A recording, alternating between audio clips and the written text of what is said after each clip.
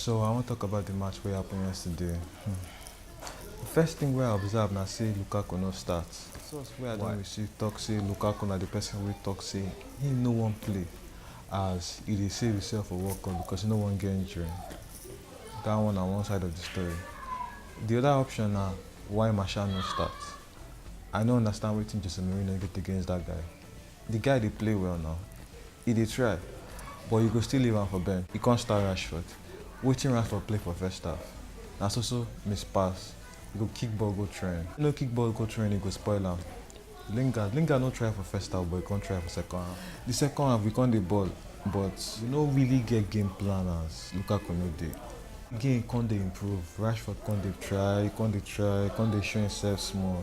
We can't come out am. Then I can't think say we go score. Martial can't enter like say na him wan come save match. He start well, but later he can't dey mess up. Times where he supposed cross, he go chip. Time when he supposed shoot, he go dey delay. Then when he can't shoot, Chelsea players go can't stop. Our season 7/10 because I feel say they try.